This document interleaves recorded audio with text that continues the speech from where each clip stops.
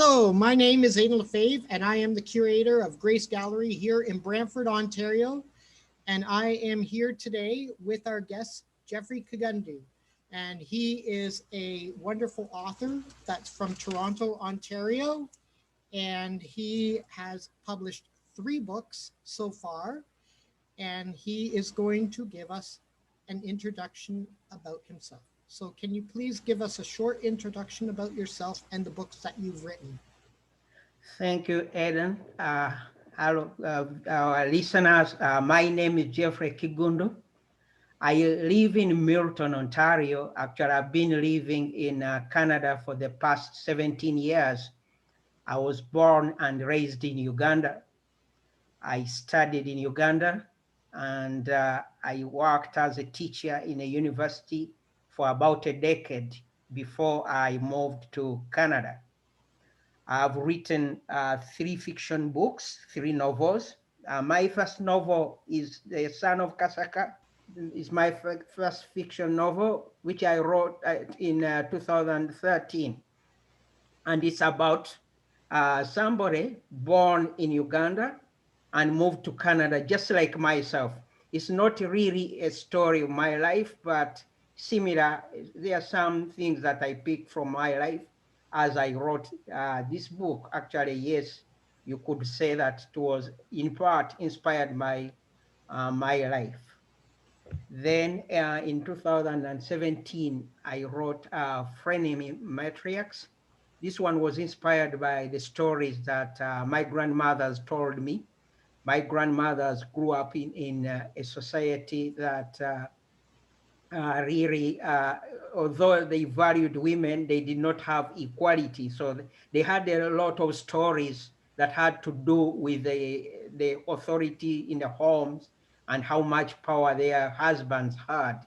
So it was a good way for me to write this book, kind of to show the life they lived at that time, and also the lives that future generations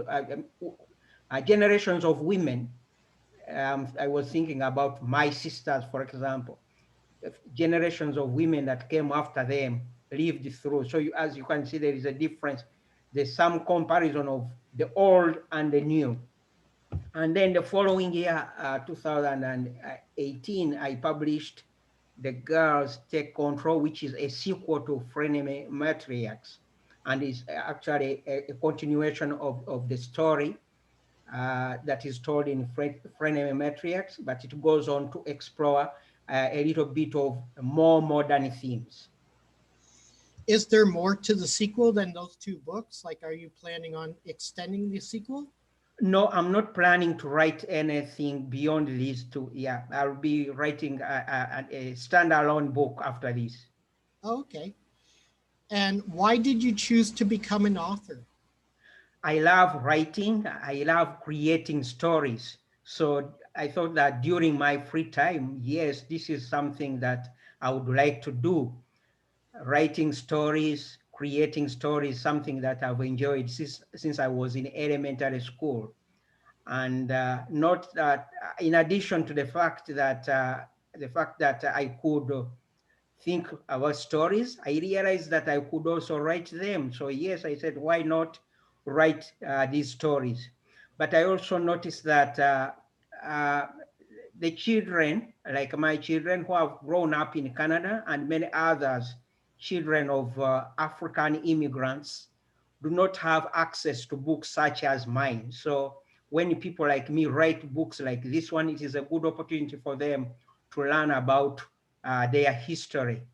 The children, for example, my children, they get a chance to read about what a person like my grandmother lived through in the Uganda of the early 20th century. Right. With Black History Month in mind, have you faced any challenges as an author by being a person of color? Yes, I would say yes. Not, I don't know, probably it's a problem that many self-published authors face. But yes, mainly 2 problems. One, that I don't have a publisher. So meaning that if I don't have a publisher, then there's the next problem of lack of funding. It is quite costly to publish a book, write, publish, pay editors and so on, using your own private funds. So that has been a problem, but I think it might be a problem that generally authors, especially little known authors like myself, face. Is there not grant programs that you can take advantage of? Yes, I've tried to look for grants, but no, I've not succeeded so far in securing funding. And I thought that with time, a person like me who is in the field, I can team up with the authors to create opportunities for other writers, Black writers especially. Mhm. I'm gonna have to help you on that. I I also have as you know, you've come out to actually speak there before, but we got the Brantford Writers Circle, so maybe they can help point you in a direction on somebody who can help you with the grants and that sort of thing, and getting a grant done and getting some funding for yourself and That would be very getting some welcome. books. Thank you very much.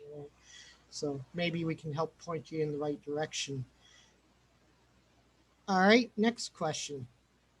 Have you felt like this played a factor in anything you did or any work you did?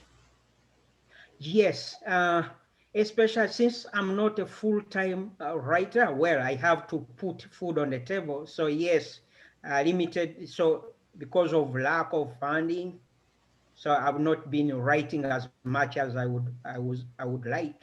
So for example, in the past 3 years, I've really not done any much writing, especially now that we've faced a pandemic that has, well, you would say that the pandemic creates an opportunity for a writer to write more, but then the state of mind is also not as good as one would like. When you are writing, is always good to be in a calm state of mind. So again, like I said, because of uh, low reach, there have been low sales. And the low sales, that means low motivation for me as an author. But where I know that will not stop me from creating in future. Okay, and what good news stories give you hope? Yes, especially as far as the pandemic is concerned, now in Canada we are lucky to have an organized system whereby we get numbers. Numbers are posted daily, and what I've noticed now is that the infection rates, especially here in Ontario, are going down. So that gives me hope. I'm also happy that more and more vulnerable people in our society are getting vaccines. That's also a good thing. I'm also uh, happy that businesses are reopening in my area as the weather is becoming warmer. I think we'll be getting out of the the more serious situation. So yes, those are things that give me hope. All right, I'm going to throw in some ice breaking questions now. I think it's a good time for that. So, what is your favorite color My favorite color is brown. and why is that? I wouldn't give a reason. I don't know why not, but yes, brown is something. Yeah, I usually like. I kind of tend. So when I look in my closet, I see I have a lot of browns there, brown shirts. Actually, right now I'm wearing a brown printed shirt. Uh, my wife comments about brown jackets, brown pants. But yeah, it's something that, yeah, I love. I don't know. I couldn't give a reason. I don't know. If we asked a psychologist, maybe they would be able to tell us. But I don't know. Yeah. So next to brown, yes, I would pick blue. I love blue. But then again, I wouldn't tell you why. Maybe let's look at the blue sky. Since I love nature, blue sky, blue seas, and so on. Yeah, it's something I love. Yeah. All right. And then next we have, where is the first place you would travel to once you are able to? And I'm asking about locally, and locally means both around you and nationally. So you could pick a place around you or somewhere nationally within the country you are, and then internationally. Where would you go internationally once you're able to? Yes, so yeah, locally, I enjoy traveling. Walking in the streets of Toronto. It's a beautiful city.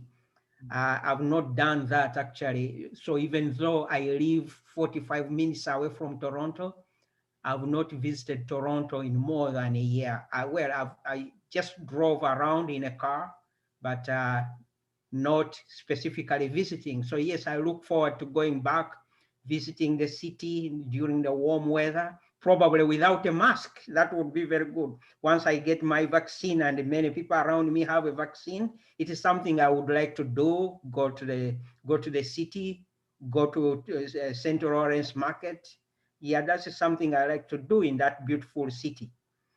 Internationally, yes, I would like to go back to Uganda. I've not seen my dad. My dad is old, so I've not seen him in almost 5 years. So I was planning to go there last year, but due to the pandemic and the lockdowns, I was not able to do that. So yes, I would love to do that as soon as possible. Yeah, it's gonna be a hard time to get back to travel for a while, and a lot of us are having a hard time with that travel restrictions. I know I am too because I have my fiance in Italy, and so it's tough for me too. I really miss her a lot, and I want to be there as well. So That's right. the next thing, with pandemic in mind, with the pandemic in mind, what did you notice you took for granted before? Oh, really, the first thing is the freedom of movement. With the lockdowns, yeah, I noticed that how well good we had it. We had it. You could go to the supermarket. You didn't need a mask. You didn't need to be socially distancing. But that is now the new reality. It is the new normal. Yes. So freedom of movement, I really took it for granted. But now, yes, I really appreciate it and looking forward to a situation whereby I will be able to go back to. I don't know whether I will return to the normal we knew before, but yes, it would be good for us to go back to traveling, moving around without any restrictions.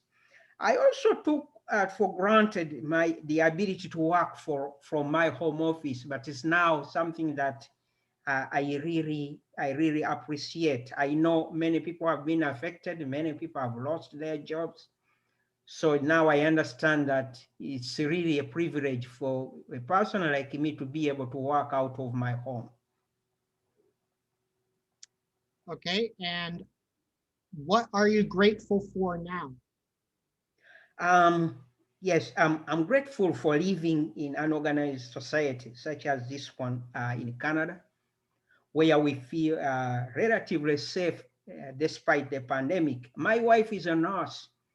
We were very worried at the beginning of the pandemic, but the public health officials, the hospitals, and they have really done a great job at making frontline workers, as people like my wife, safe. So I'm grateful for this society that is organized, whereby even frontline workers are safe. I know, yes, they have been affected in many different ways, but yes, we still feel relatively safe here. We don't feel as scared as at the beginning. When my wife would return from work at the beginning of the pandemic, we would also be really shaken. But now we feel relatively safe. I'm also grateful for living in a country where there are clear guidelines from public health officials, Mhm. and most people actually follow those guidelines. Here is not, especially here in Milton, where I live, I've not seen cases whereby people just ignore the public health guidelines. People have been organized, wearing their masks, where there are restrictions, they have wait, even during the winter, waiting patiently outside to get their turn to go in. So yes, that's something I'm really grateful for. Right. And so, what are some words of encouragement you would give to youth who wants to do what you do? Yes, uh, any young person who would like to take up a career in writing, that's something I really encourage. As I said before, I am a part-time writer, what you would call a weekend writer. But if I could go back and say, just straight out of the university, I see there are now many opportunities for writers. You can write articles, you can write a blog, you can make a good living out of that. But again, you can also start a business, editing, writing articles for businesses. There's a lot of content marketing. Uh, businesses are looking for good writers, copywriters, for example. Yes, you can set up an independent business. Actually, myself, uh, just months before the pandemic, I started working independently as my own translation business. So my major client is my former employer. So again, it is something, if a youth, a young person is interested in a career in writing, yes, it is something they can do. If they are also interested in writing fiction like I do, yes, please go ahead, write what you love. You should be writing with you in mind. Write what you love, and if you love it, believe it that many more people will also love what you write. Yeah, definitely. In the last 2, 3 to 5 years, I've seen a real jump in some writing careers, especially with regards to social media and with regards to content writing. Yes. Those are two careers that have really taken off. My sister got a job in one of those careers in Toronto, and I know that's only been within the last 3 to 5 years, and so it's a new career that's out there, and if anybody's looking, there's those careers out there. So yeah, it's definitely something that youth can definitely consider nowadays, for sure. That's right. Yes, that's right. Yes. Yeah. And do you have a talent or skill unrelated to writing? Yes, I do. Yes. I was introduced to network marketing in 2 years ago. I actually enjoy it. I enjoy selling natural health products. Yes, yes, I'm getting more skilled in selling natural health products, but also talking to people and helping to educate them about the importance of supplementation and taking care of their health. Yes, that's a skill I've acquired. Yes, and it's something that I enjoy doing. So in addition to my writing, yes, you could say that I'm becoming more, I'm investing more and more time in network marketing and spreading the word about the importance of taking care of one's health through supplementation. All right. Well, I want to thank you for your time and for giving me your time and for having this conversation with me here today and with Grace Gallery. I really appreciate it. And I really appreciate your time. And I really appreciate you for being you. And I know that it's been a while since we've last talked to each other and seen each other, actually. I know that you've had your turn to I know that you've come here and spoke as an author at Grace Gallery, and you've definitely also come to the Brantford Writers Circle and spoke there as well. And one day we hope to have you back again. Maybe once you write that fourth book, maybe you can come back again because, you know, it would be nice to have you back here. Thank you very much for the opportunity. Thank you so much. I appreciate it. All right. Thank you. And you have a great day. You too. Thank you, Geoffrey. Bye now. Bye.